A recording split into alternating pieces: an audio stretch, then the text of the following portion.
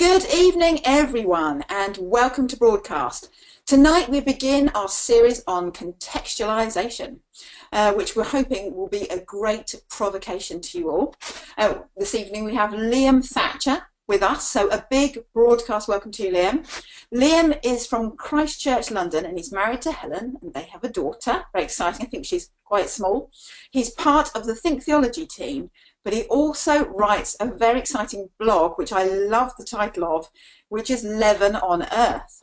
It combines his passion for God with his passion for bread making.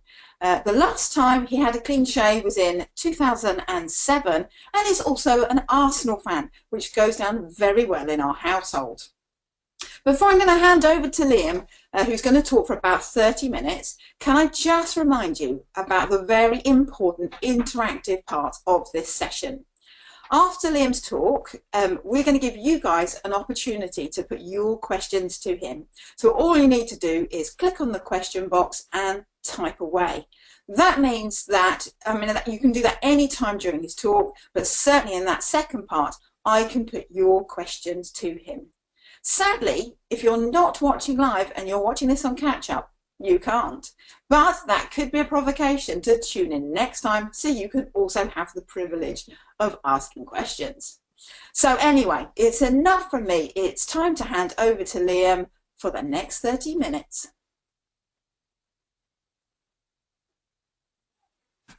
Great. Well, thank you very much for that. Yeah, most of the time I am proud to be an Arsenal supporter. This week I am a sore and a very upset Arsenal supporter, but there we go. Yeah, thanks for that introduction. So yes, I am part of the team at Christchurch, London, and I have a lot of responsibility, particularly for the teaching there.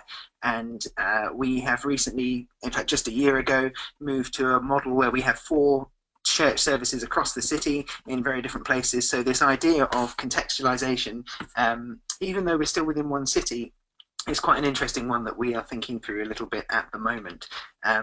So I guess our question today about how to reach your context is quite a practical one. It has a lot of practical implications. What I'm going to do today is just begin by provoking you in a little way, and then looking at some of the theory, I guess, behind it from a biblical perspective, just raising a few questions. I won't try and ask or answer every question in the 30 minutes, but hopefully it'll be enough to provoke a conversation in the Q&A as well. And I understand you'll have more practical sessions in the weeks to come as well. So hopefully this will get us started.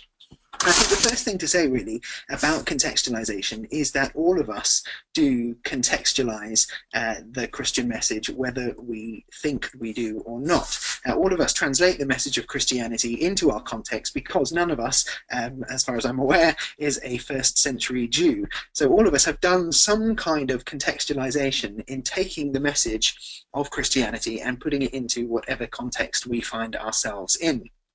And the way we embody the gospel in our world is very different to how the early Christians did, because our world is very different. Even as I said, within a city, our worlds are very different. So when we think about reaching our context or reaching our culture, very often I think it's more helpful to think in terms of contexts and cultures, because even within a city, certainly within a nation, a continent, we will have many different contexts, many different cultures. And so we need an adaptability to be able to contextualize to whichever of them we find ourselves in. And contextualization, I think, is more than just about our message. Often you hear people talking about contextualizing your message, and it sounds really like they're fixated on the words. What are the words we use? How do we express ourselves verbally? But actually, I think contextualizing or thinking about how to adapt to reach our context is far broader than that, and it affects everything to do with the words that we say, the way that we dress, our architecture, the way we greet one another, our use of technology, the priorities that get communicated through the things that we choose to do and give our time to, and the things we choose not to. So here are just a couple of questions, and I don't know your contexts, they may be very similar or very different to mine, but just a couple of questions. In terms of your church, how long are your services? Why that length? Why not 20 minutes longer or 10 minutes shorter? How did you make that decision? How do you apportion the time in your services? Do you give more time to singing, preaching, notices, the offering perhaps? And what is shaping those decisions? Is it to do with your context, or is it things that have been passed down to you? How much have you thought about that?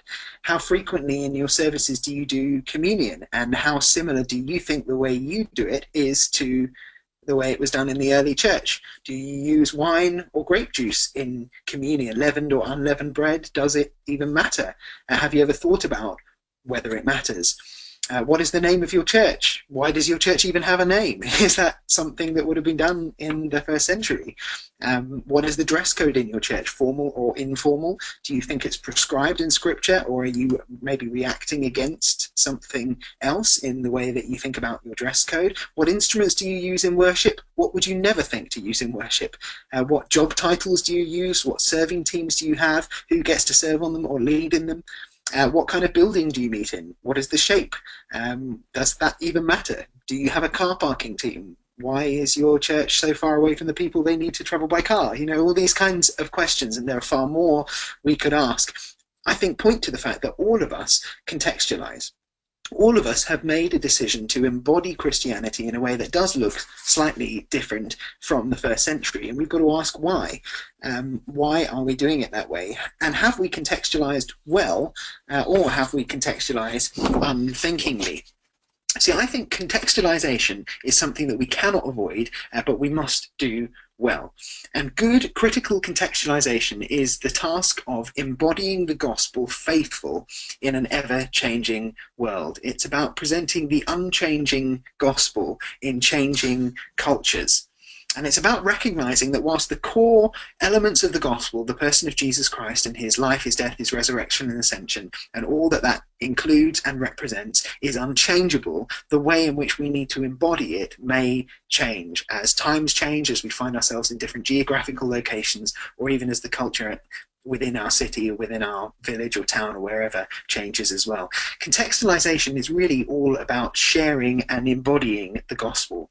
And actually, I think that word embody, which I've used a few times already, is really a powerful word. It's a deliberate choice of word, because I think that probably the most powerful biblical example of contextualization is the embodiment of God. It's the incarnation. So in John chapter 1, we get this moment where the Word becomes flesh. And it says, "In the beginning was the Word, and the Word was with God, and the Word was God. He was with God in the beginning. Through him all things were made. Without him nothing was made that has been made." And you get this sense that Jesus predates everything, and everything is created through him. So in that sense, Jesus, the Word, transcends culture. He is not the product of a culture. In fact, all culture somehow finds its origin in him. He is not constrained by culture. But then it goes on, verse 14, "The Word became flesh and made his dwelling among us. And we have seen his glory, the glory of the one and only Son who came from the Father, full of grace and truth." So this eternal Son who transcends culture takes on flesh and makes his dwelling among us. And he is embodied, and not just embodied generally in some kind of abstract sense. He's embodied in a particular culture. Jesus came in a particular form. He took on the body of a Middle Eastern first century male Jew rather than a 21st century London hipster. You know, he took a particular cultural form. He didn't just come as a person, he came as a particular type of person into a particular context. And I think it would be a mistake to assume that because Jesus came in this particular way at this particular time, that tells us exactly how God is in his eternal state. I don't think God has always been eternally a Middle Eastern first century Jew. The eternal Son who transcends culture comes in a form that makes sense for that context, so that, as John goes on to say, although nobody has previously seen God, in seeing Jesus, Jesus had made him known. So this is contextualization. God is contextualizing. And this very literal approach of embodying, I think, becomes a pattern for how we are also to faithfully embody the unchanging truths of the gospel in a changing world in various different contexts. And I think if you look at well, particularly the book of Acts, but also, I guess, running into the epistles, you see plenty of stuff about contextualization. I want to give you just one example. Now, obviously, in the Q&A, we can pick up and look at far more. But I think that we see in the book of Acts, we see really the act of contextualization as the gospel goes from Jerusalem to Judea, Samaria, the ends of the earth. And then in the in the epistles as well, I think we see some of the methodology spelt out, particularly as Paul explains or defends his practices against various questions about his ministry. So maybe we'll get a chance to look at some of those. But let me give you one example, and it's a bit of a classic example. Whenever people sort of talk about culture, contextualization, they often go to this passage, but for good reason, I think. It's Acts chapter 17. And I should say a couple of things. Firstly, I'm going to go through this very, very quickly. I understand that, and I'm going to give you lots of bits and pieces, and so you will either freak out or geek out depending on what your temperament is and how much this sort of thing excites you. You may find it helpful to have Acts 17 open in front of you, and if I were teaching this on a Sunday or something like that, I would have slides sort of putting this all up. The weird thing about this setting is I can't see any of your faces, so you may be asleep or you might have left, and this might be a horrible practical joke, I don't know. So I won't know if you're with me, but I'm happy to send you notes or slides or whatever afterwards if that helps. What I want to do is just show you an idea of how Paul contextualizes. I'll go very quickly and sort of weave it together, and then I'll draw out some principles at the end. In Acts chapter 17, Paul visits 3 cities, actually. So he starts in Thessalonica, where there's a synagogue, and so he goes in, as was his custom, and on 3 Sabbath days he reasoned with them from the Scriptures. And I think it's interesting there, it says it was his custom, it was his planned approach, the thing that he seemed to do everywhere, that he goes along and he has this habit of going into the synagogue and reasoning from the Scriptures, from the Jewish Scriptures. This seems to be an approach that works for him. Actually, it doesn't work in this instance. They respond fairly badly, and so he moves on to Berea. And when he gets to Berea, he actually does exactly the same thing. He goes into the Jewish synagogue. The difference about this time is not that he adapts, really, but that the people respond differently. So you've got this pattern that seems to work for Paul. He goes to the synagogues, he preaches to the people who understand the Scripture, he preaches from the Scriptures that they should at least understand and wrestle with, and sometimes it works, sometimes people respond badly. He then moves on to Athens, and while he's at Athens, this is a completely different cultural context. Actually, he begins with the synagogue again. Verse 17, he reasoned in the synagogue with the Jews and the devout persons, and then, end of verse 17, in the marketplace every day with those who happen to be there. And here there seems to be something different. Paul has looked around the city, and his spirit is provoked within him as he saw that the city was full of idols. And he realizes that even though he starts in the same way he usually did, in the synagogue, he quickly realizes he needs to adapt for this very different context. I want to give you some details about the context, and this may feel like overkill, but I think it's illustrative of a very clever approach to contextualization. Athens was one of the most culturally significant cities of the day. In the 5th and 4th centuries BC, Athens' art and literature was unparalleled. And the people of Athens were known for being very religious, or at least very superstitious. So Sophocles wrote that Athens, they say, is the most God-fearing city. And there were temples everywhere. There were statues everywhere, statues of the Greek gods, actually of the Roman gods as well, just gods and gods everywhere. And actually, when it says that Paul saw that the place was full of idols, the Greek word, it means submerged. So this is a city swimming in false gods, or in gods everywhere.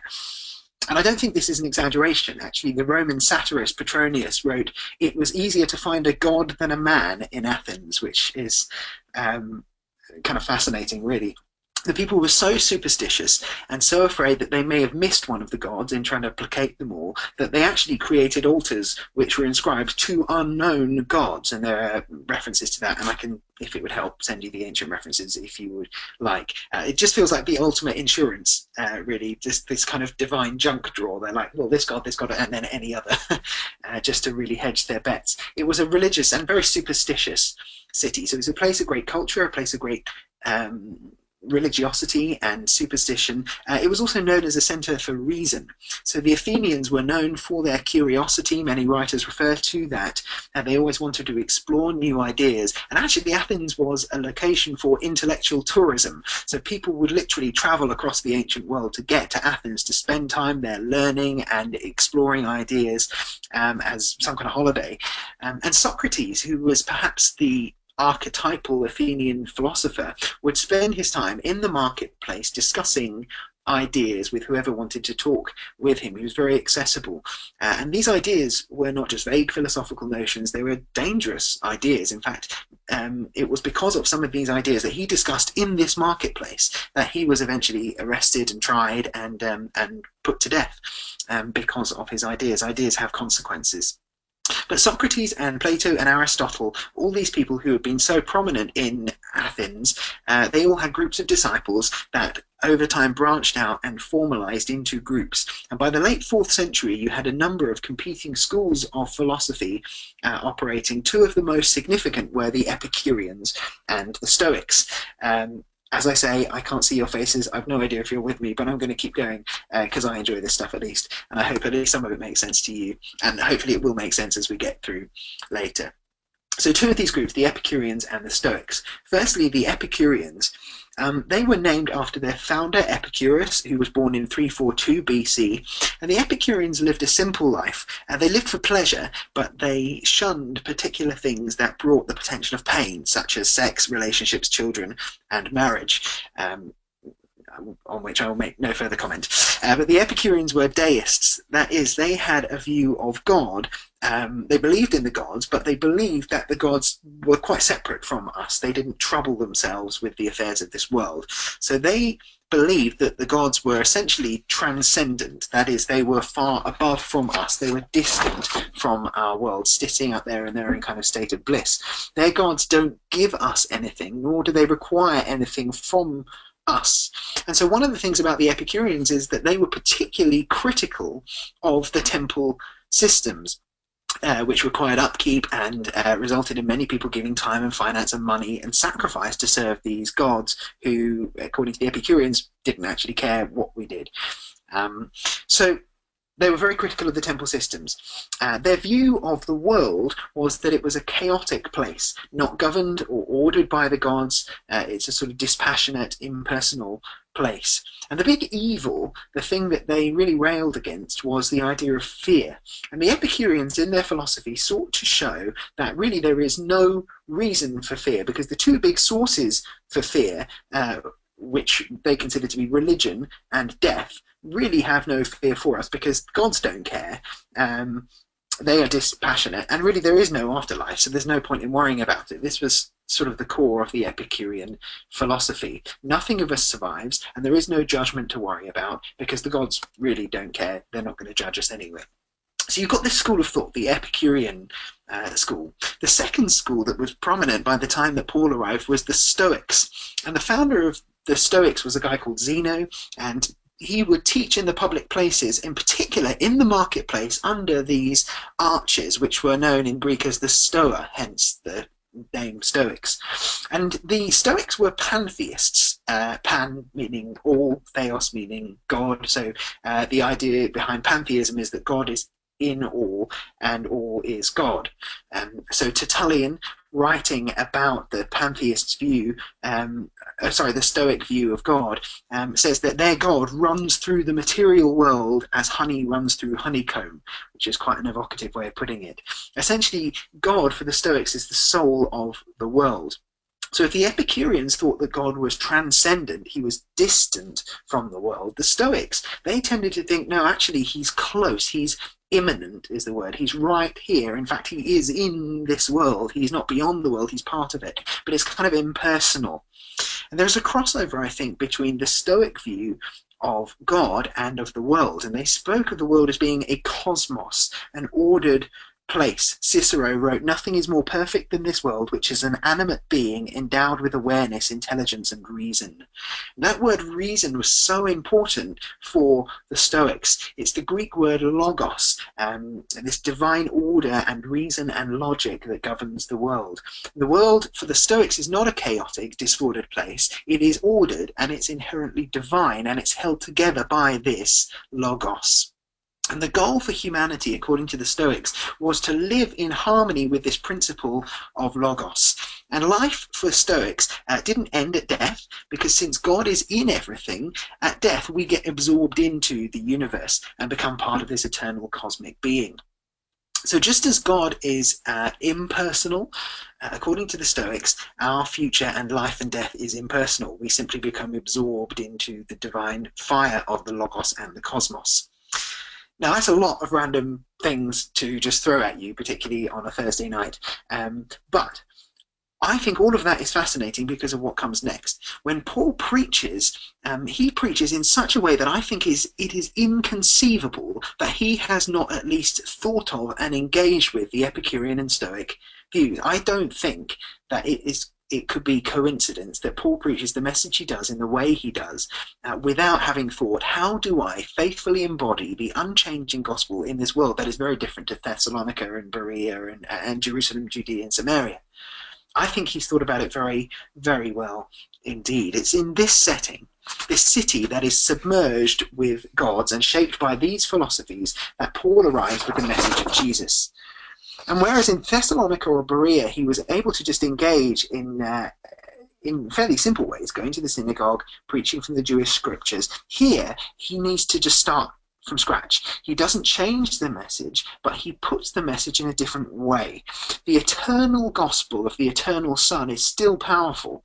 In fact, it's got to be powerful. It can't only be powerful for the Jewish people. It really is a life-changing message for everyone, for Epicureans, Stoics, and everything in between and beyond. But Paul realizes that the connection points, the language he uses, and the approach he takes need to adapt to make this eternal truth sing in this context. So here's what he does. Verse 17, I believe. Yeah, verse 17. He is in the marketplace. So he's in the very place where Socrates has gone before him. He's standing under the arches, under the Stoa, where the Stoics had reason. He reasons with the passers-by, who are described in verse 21 as people who would spend their time in nothing except telling or hearing something new. He kind of recognizes there's this culture of talking about new things, and he taps into that. You find verse 18, the Stoics and the Epicureans start to engage with his message. And what they say in verse 18 is that he seems to be advocating foreign gods, which is incidentally the very charge that was leveled against Socrates and that led to his arrest and his death. So they take him to the Areopagus, verse 19, which is the council that governed Athens and was responsible for every area of public life. And they have this meeting surrounded by the gods and the temples and the altars and the philosophers and the inquirers and the skeptics, and they ask him, may we know what this new teaching is that you are presenting?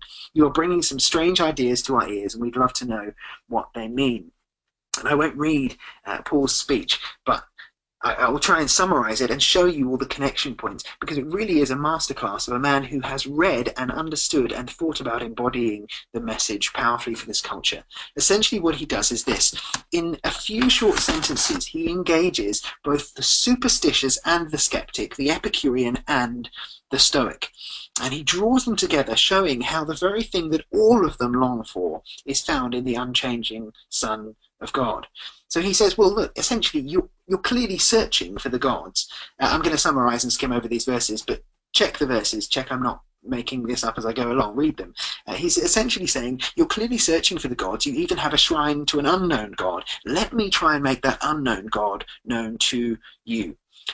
And then he addresses some of the core things of the Epicureans. It's like he's saying to the Epicureans, essentially, you're right. The God you are seeking is transcendent. He is separate from the earth. He made the world and everything in it. So he stresses their creation. And you're right, actually, to be critical of the temple systems, because this God doesn't dwell in temples. He's not limited like that. He's not an insecure deity who needs us to serve him. As the sustainer of everything, he doesn't need to be sustained by us. But, and then here comes the challenge, actually, he is closer than you think. I'm not saying you've got it all right, says Paul. He's closer than you think. But then it's like he turns to the Stoics and he says, well, you're kind of right as well, because God is immanent. He's here. He's present. He's in reach. He's not far from any one of us. And he is involved in this world, bringing order and provision and harmony instead of chaos. But, and then here's the challenge, he says it's a mistake to think that this God is the cosmos, because actually he's the Lord of the cosmos, and he gives us life and breath and everything. And then it's like he addresses both the groups, and he says, look, this God is more personal than you've ever imagined. And he quotes two Greek authors, a philosopher and a poet, and he says, essentially, follow the logic of your own art here. In him we live and move and have our being, and we are God's offspring. And it's like he's appealing to them and saying, well, if your artists are right, then the God of whom we are his offspring cannot be an impersonal God. How could the impersonal give birth to personhood? God is neither creation itself nor a created thing like any of the hundreds of statues we see around us. He's a loving, personal being who created us to reach out and find him. And get this, he's not far from any one of us. To the Stoics, this divine order, this logos, is not an impersonal force. It is actually a person, a man whom God has appointed. The logos became flesh. He took on physical form. He's a person who walked among us, and his name is Jesus. And incidentally, if you want to read about this, Luke Ferry's brilliant book, it's called, what's it called? Learning to Live, I think. It's got two titles. Learning to Live is one of them. It's a brief history of philosophy. He's got a whole section on how essentially this idea of the incarnation just transformed and overthrew Greek philosophy, which had held such a place of power until this day. It's a brilliant chapter. Do check it out. I think I've actually written some stuff on my blog if you do want to check it out, and I can send you notes on this as well. But essentially he says, look, this logos is a person. The thing you're longing for is a person. And the great fear that all philosophy is trying to deal with, which is fear of death, has an answer.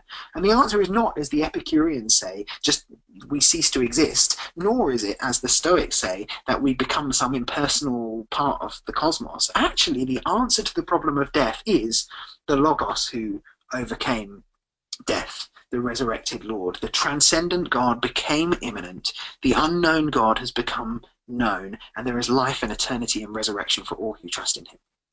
And that obviously was a whistle-stop summary, which ironically probably made Paul's sermon longer than his actual words were, but there we go. But I would put it to you that essentially the core of that message is no different to what Paul first heard, what Paul preached, what Paul heard from the apostles, what Paul taught in Thessalonica or Berea or anywhere else.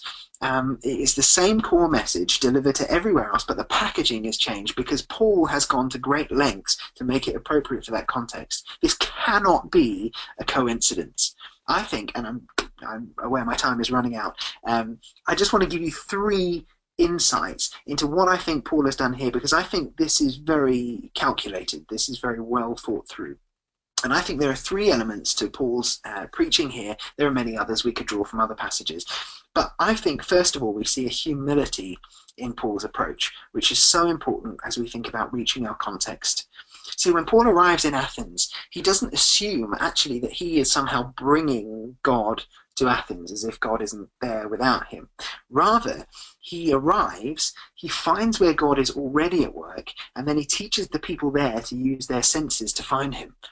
As he says, God is not served by human hands as if he needed anything. Rather, he himself gives everyone life and breath and everything else. And in a weird kind of way, I think that means that God doesn't really need our service. He could reach people totally without us if he wanted to. It's an incredible grace gift that he does choose to use us in reaching people.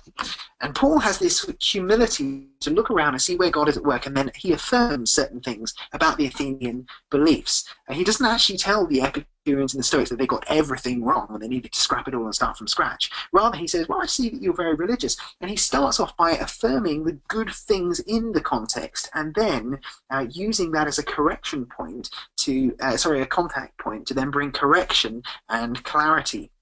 And I think this tells us really that culture and our contexts are neither totally positive or totally negative. Actually, the doctrine of common grace gives us this idea that God gives grace to all people. And so there are things in science and the arts and politics and reason and philosophy that are done by people who are not people of faith that get as much of a glimpse of the truth as stuff done by people of faith. That's the doctrine of common grace. And so it is possible for Paul, with humility, not to come and say, I've got it right and you've got it entirely wrong, but say, I see truth going on here. Let me appeal to that truth and let me use it to direct you towards the gospel. And there's lots more we could say about that. But just to be clear, when Paul affirms the good things about their culture, he doesn't concede the uniqueness of Christianity. Not at all. In fact, the idea of resurrection is mocked and scorned in the ancient world. In Greek philosophy, it was a laughable idea. And if Paul was intent on having an easy conversation, he would absolutely ignore the idea of a resurrection. So actually, as we engage with our culture, we both use it as a point of contrast as well as connection, sometimes affirming and building bridges, at other points saying, I see what you're doing here, but let me correct it, let me change it, let me challenge that. Firstly, humility. I'll go fairly quickly and then we'll go to questions.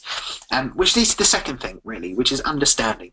I think it is inconceivable that Paul preached this message in the way he did, with the words he did, without first understanding the culture. I think Paul took incredible amounts of time to really understand the Epicureans and the Stoics. I think some of that would have come through formal learning that he had grown up with. Some of it would have come from just observing people, of engaging in conversations, maybe first of all as a participant before he became the preaching philosopher, as it were. I think he took time to really engage with people. And too often I hear both people criticize Christianity in a way that makes me think, I don't think you've ever met a Christian, or actually, sadly, Christians engage with people without actually genuinely trying to understand what's going on. And I maybe we'll share this later, but I definitely know times where I've done that. I've tried to answer questions that people really aren't asking because I didn't actually take time to understand, to learn, to hear their viewpoint. Understanding is really important. Loads more we could say on that. But then thirdly and finally, Paul, I think, shows great creativity. So he cites two Greek poems, for in him we live and move and have our being, and we are his offspring. And these are poems actually about Zeus, which he then applies to the Christian God. And I think this is deeper than just having a contemporary illustration. I think sometimes preachers think, oh, what's the bit of art I can show to show that I'm switched on or whatever. I don't think that's what Paul is doing here. I think he's tapping into something deeper. I think he understands that the arts are a powerful way of keeping your finger on the pace of the culture and actually really shaping the minds and the thinking of people in a culture. So in the 5th century BC, Damon of Athens says, give me the songs of a nation and it matters not who writes its laws. I think he might have been overstating that a little, but the point is actually the arts have the ability to shape people's thinking. They often show incredible levels of honesty and clarity of thinking as they plumb the depths not only of rationality but feeling and emotion. And so Paul engages in a creative way that is appropriate for the context. And I think if you broaden this out to a whole range of things, it's not just about the art that we quote. I mean, earlier I listed a whole load of things about architecture, the orders of your service, the length of your service, whether you drink wine or grape juice at communion. These sort of aesthetic things are both a response to what our culture says and values, but also a great way of engaging with our culture. And so in each of these areas, we make aesthetic decisions to contextualize. The question is, are we doing it well or are we doing it unthinkingly?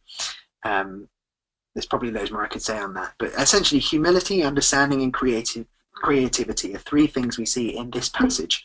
And if we are to build churches that helps many people take steps towards God, then I think these are three, not the only three, but three great virtues we need to grow in. And that's why we exist, really, isn't it? To help people, as Paul says, seek God and perhaps reach out for him and find him, though he's not far from any one of us, for in him we live and move and have our being. Okay, that was very fast, and I probably covered a lot, but over to you. Very happy to take that wherever you'd like to go now.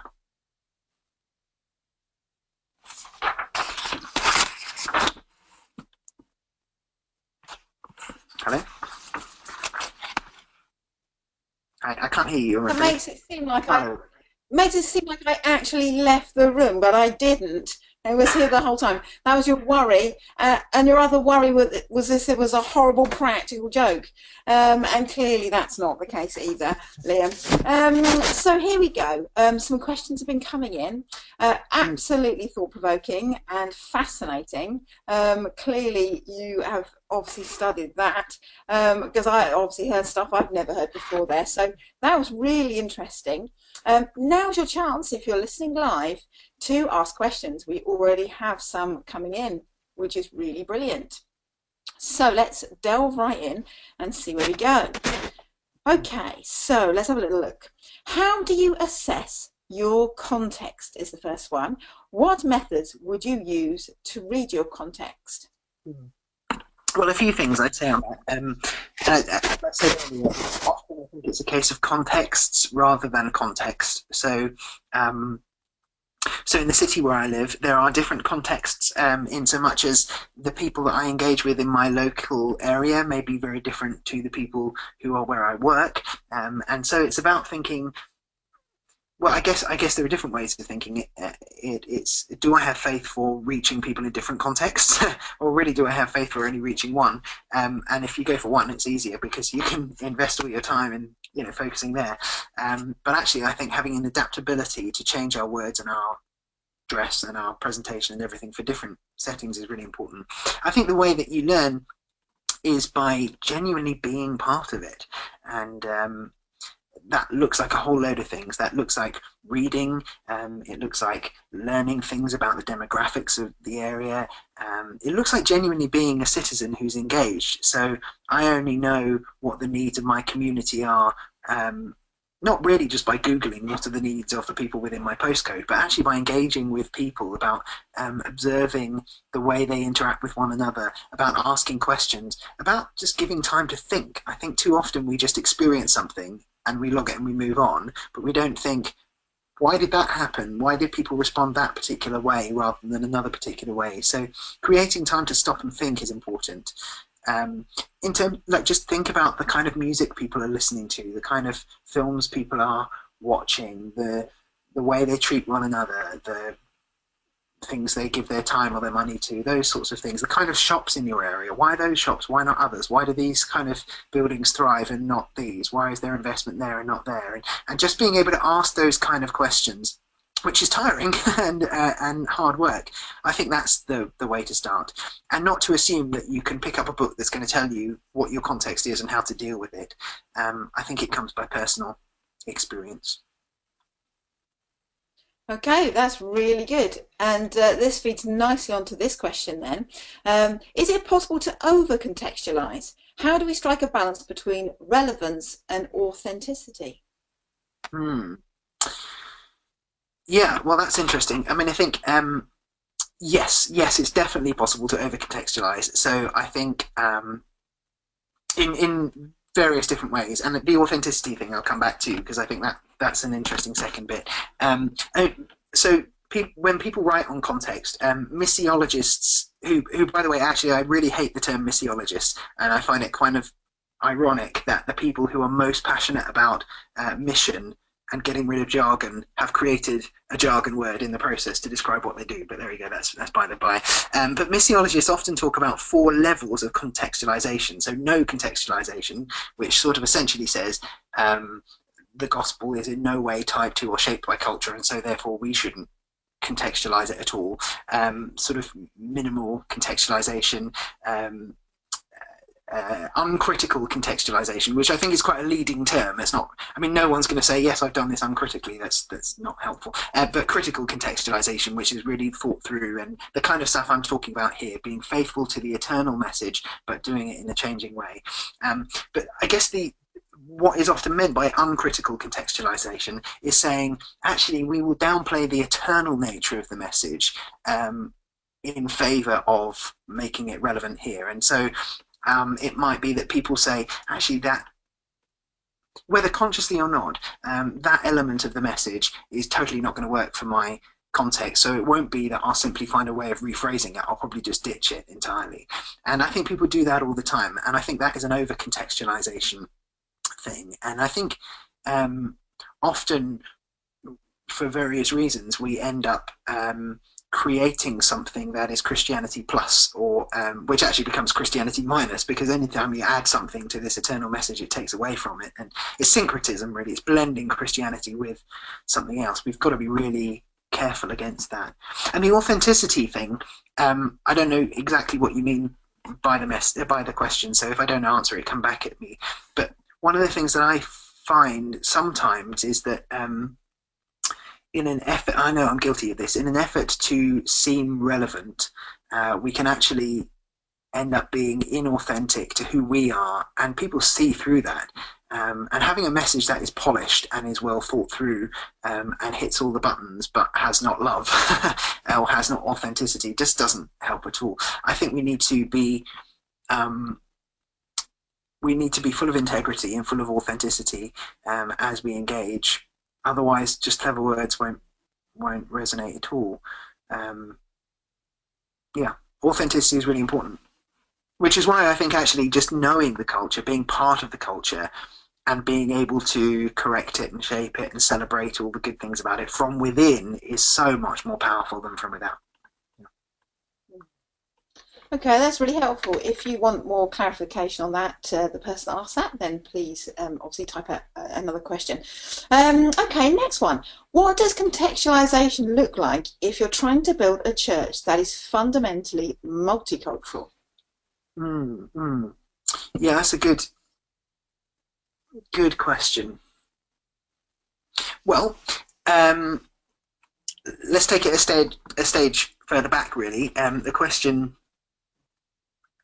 I want this to come out the right way, but there's a question really, should we be building churches that are multicultural? I think the answer is yes. But I remember talking to someone a few years ago who was really panicking because there was very little ethnic diversity in his church. And I pointed out he lived in a village where there was very little ethnic diversity in the village. So actually just the strive for multiculturalism sometimes that only makes sense if your context is multicultural, is what I'm essentially trying to say. In London, that clearly is the case. It's a hugely multicultural place. And I think deciding to build a multicultural church requires a lot of intentionality. I don't think that we have got everything right at the moment, but it doesn't happen by accident. You have to preach into it. You have to structure your leadership in such a way to demonstrate that we value multiculturalism, not just in word, but in the people that we incorporate into teams. But again, I think that sometimes the striving for multiculturalism can be done in an unhelpful way because we love the value but don't always have the learning or the knowledge. So I chatted to a friend just last week actually who is a black guy who was in a meeting where people were talking about how to reach the black culture, as if there is one black culture and as if people from a distance can make some ideas or come up with some ideas or a strategy for how to engage with this culture that they don't actually share any relationship with. So I think that just was really horribly off-putting to him, and I understand why people did that, because they get this guy's idea and they don't quite know how to engage with it. But it goes back to that authenticity thing. We can only really make a difference if we're genuinely embedded in cultures, recognizing that we don't always have it right, that we don't know everything we need to, engaging in conversation with people, asking people to help us, asking people who aren't even Christians to help us. I mean, being able to say to people, I don't have people like you in my church. I don't just mean racially, I mean people from different intellectual backgrounds or whatever it happens to be, just saying, hey, what is it about the church that means that you wouldn't be part of it? Help me to understand, what are your concerns? What are your questions? Having dialogue with people rather than dialogue about people, I think is really important. Yeah, maybe I'm sure there's more that could be said about multicultural church. I suspect that Andy and others will have more helpful things to say about that than I will. But yeah. No, a great quote. Dialogue with people rather than about them. So that's a good takeaway right there. This might lead on to this one then. Which are some of the biggest areas which you think the church is dropping? Oh, sorry. What are some of the biggest areas where you think the church is dropping the ball when it comes to contextualising in the UK? Good question.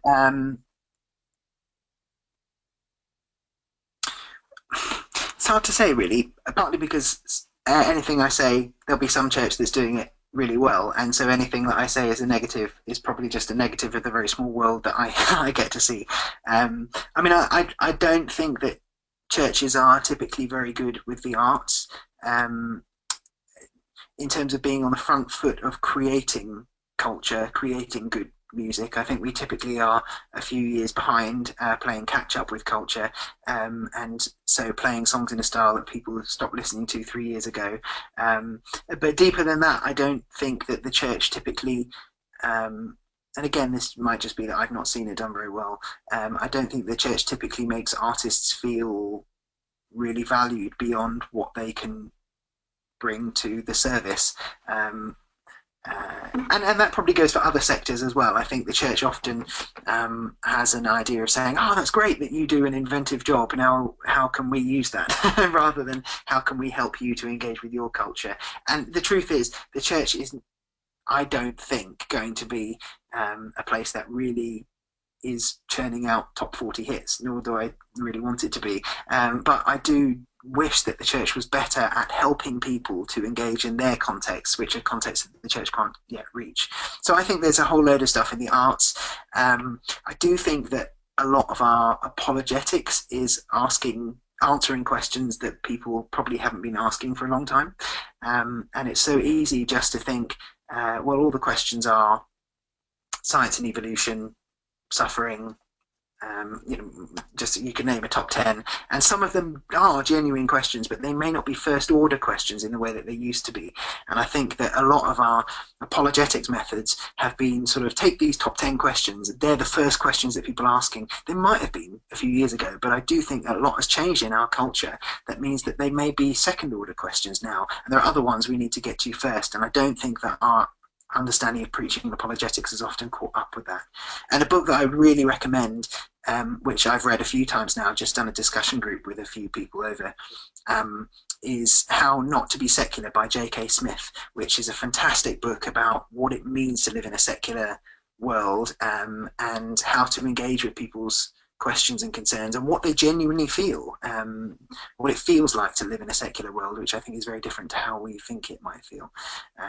And that book will really help you to think about lots of these different things, but particularly maybe about the questions that we answer and apologetics and preaching, that sort of thing. Okay, that's helpful. You might have answered this question then with that, because the question was, Paul knew about the Epicureans and the Stoics. What should we be doing, apart from reading that book you just recommended, to understand our culture? Great. Yeah, I mean, I think Paul did understand, and I'm pretty sure actually that Paul understood before he got to Athens about this, because I think Paul would have had a good education and probably understood that before. So there was partly like he was learning through formal ways, but then he was also engaging in conversation and learning on the spot what it actually feels like as well. And I think those are probably the two things for us. So I think there is stuff that we can learn, and then there are conversations to be had on the ground.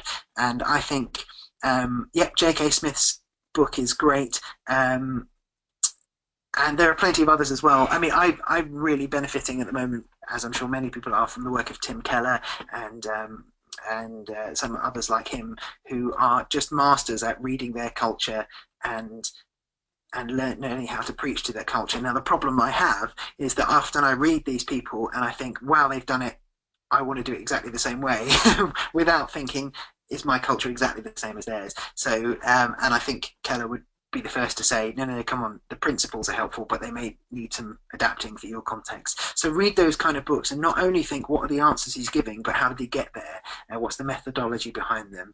And be a little sort of critical in that. Read the novels that people are reading. I mean, not all of them. There's some that aren't worth wasting our time on. At least read reviews of the novels people are reading if you don't have time to read the novels. Listen to music. I mean, I don't like much at all of what's in the charts. It just doesn't fit with my style. But actually, there are certain musicians who I know, they speak sort of truth to power and they have a message to say. And so I want to listen to them so that I know what are the what are the lyrics that are in the ears of my people, and even if I don't always like it, I'm trying to ask why is this so popular? Why, if this song had been released 3 years ago, would it have got the same appeal? What is it about our culture right now that means that all the lyrics are in this sort of mold and not those molds? Go to places like comedy clubs and music venues and listen to the secular preachers of our day and think, why is it that they're... I mean, you go to a comedy club and there are very few topics being talked about. It's not like they talk about everything under the sun. They don't. They talk about 3 or 4 topics. Why those topics? Why is it sex, politics, religion? And how could we preach a different message? Yeah. Yeah, I think that's it. Yeah, good plug for comedy clubs in there. I like that. Right, we've got a question from our friend in Europe. Hey there. And how do you make sure that the gospel informs your contextualization rather than your context, changing the gospel? Yeah, absolutely. Safety check there. Yeah, absolutely. And I think that's... I'm really glad you asked that question, because that would be something I wish I had a chance to say. So I think... I mean, syncretism is a big problem, isn't it? It's mixing Christianity with other things. And I think there can be all sorts of reasons why we do that. And people may have different tendencies. For some people, it's just that they don't think critically, they just accept things. Some people, it's more of a decision. Like, I know that if I stand up for that element of the gospel, it will hurt me, and so out of fear, I actually decide to give up and jettison that sort of idea of things. And so knowing what your tendency is really important. I think I'd say a few things. I think I'd say integrity is vital. So actually in 1 Corinthians, when Paul talks about, it's in chapter 9, isn't it? He talks about being all things to all men, so that by many means I may save many people. And he talks about this sort of adaptability of just changing your approach in order to win people. But then the very next chapter, chapter 10, is warning against idolatry. And I don't think that's a coincidence, because I think actually as we learn to be adaptable, as we try and engage with people, the temptation just to give in to whatever the idols are of comfort, of wanting to be well liked, siding with our culture, they're so tempting.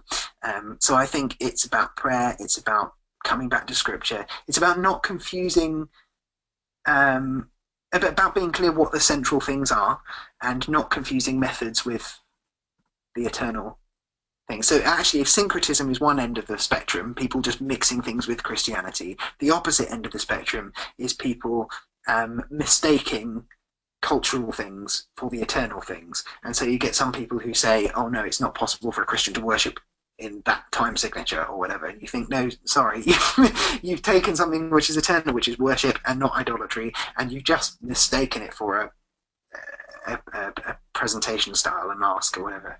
And so that's the opposite end of the spectrum. And so it's about being clear, what are the key things that I am not moving on, even if they get embodied in different ways. And I think the best way to make sure you don't get sucked into just capitulating to the culture is through community, because I know that just being around others who can really help you, keep you accountable, keep you learning well. Oh, sorry, you're waving. Have you lost me? Oh, sorry. I don't know what's happened there. I can't hear you either. We've lost Liam and his sound. Are you back? Can you hear me now? Maybe that's... Can you hear me? Hold on. Hello. Testing 1 2 1 2. Can you hear me? Yes, we kind of got half of that, and then suddenly you went quiet. Sorry, Can you do the lost second part? What did I? Well, I was essentially saying community, I think, is really important, because being in a community of people who can spot where I am going wrong, where my ethics are waning, when I'm not being courageous, when I'm being ashamed. I think I would let so many things slide myself if it was just me, but knowing that I've got other people in my life who are going to keep me accountable, and I'm going to keep them accountable as well, is so vital. Yeah, I don't know if you missed anything else. Let's just assume that everything you missed was gold dust, but it's lost. Do you know what the message I'm getting is? Apparently, it was the message was the problem was our end, so everybody else could hear you. It was me, so I apologise for that if I suddenly went deaf on everyone and couldn't hear. So I'm glad you all heard that bit, and I think you caught me up to speed with that, Liam. Thank you. Just looking at the time, I'm just doing keep these ones a little bit short. We're looking for some people are asking some practical things here, so just some kind of short answers on these ones, if we may, before we finish. Contextualisation shouldn't change the gospel.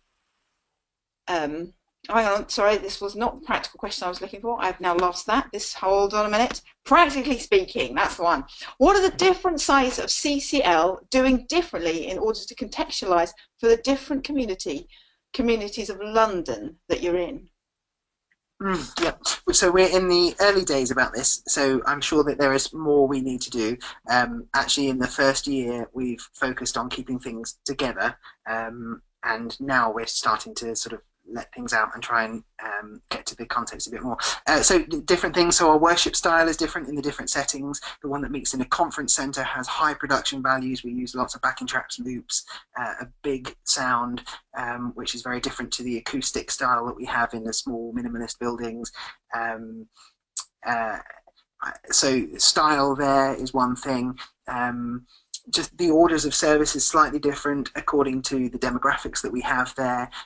We have we have families in 2 of our venues, and so as a result, we try and make sure we speak in a way that values families. Not that we disvalue families or devalue families elsewhere, but we shape the services a bit more according to that. We have social action projects that are particularly associated with 2 of the services mainly. There are some associated with one of the others as well, and so the people who come into those services as a result of having been met through our social action projects might never come to our central service, and so making sure that we're welcoming to various different types of people is really important in certain services. So yeah, things like that. I mean, nothing vastly different. That may change over time. If we suddenly had a flow of people from a particular nationality all coming into one service, then we'd have to think about things like translation or running Alpha in Mandarin or whatever it happened to be. I mean, Alpha is a good example, actually. We always used to do Alpha in one location, very centrally. Everyone would travel into it.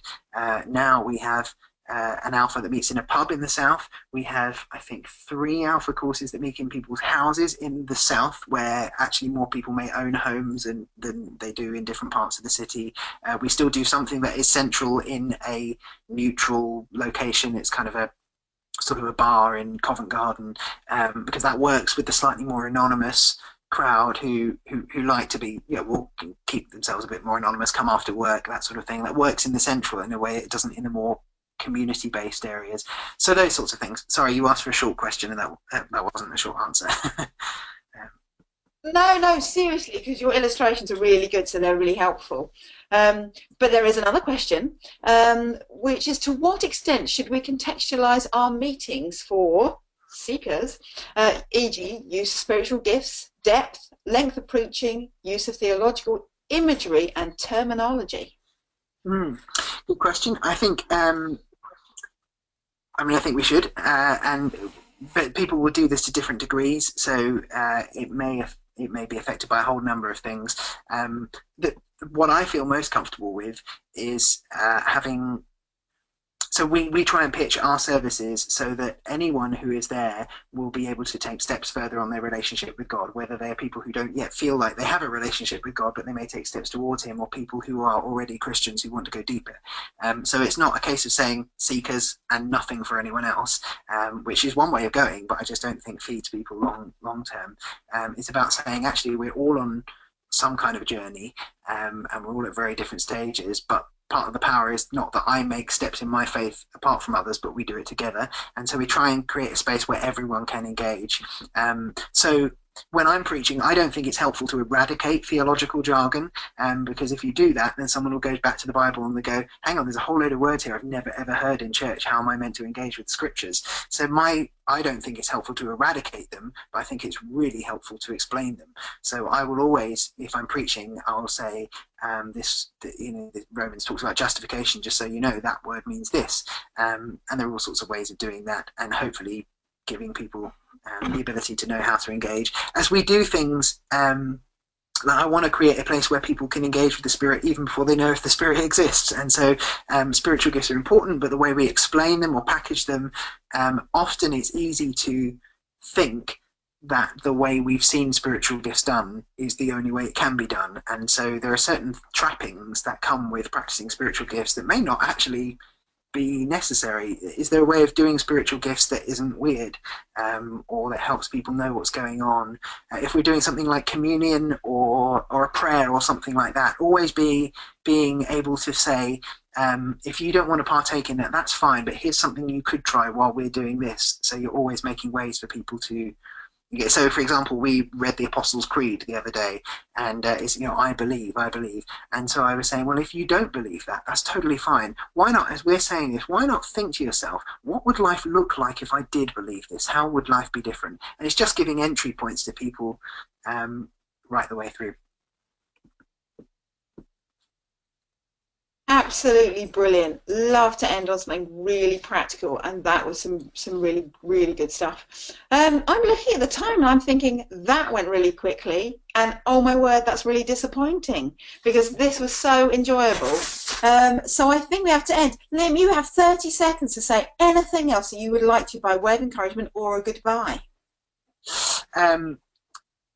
Just keep doing it, keep trusting God, keep learning, and let me know what works for you. I'll be really intrigued to hear from you, and goodbye. Fabulous. Honestly, guys, read the blog, okay? Leaven on Earth, read that blog, and you can follow Liam and some of his thoughts and bread making on that blog. Just to say that this is very exciting, because for broadcast we've got a back-to-back session. So next week we will be having another live broadcast with Andy McCullough. So please tune in at the same time to ask your questions and hear what he has to say. Obviously, church planting in a very different culture from the UK will be very interesting to many of us. So please tune in for that. It's been another cracking week spending time with you guys, and we'll look forward to catching up again soon. Until then, goodbye.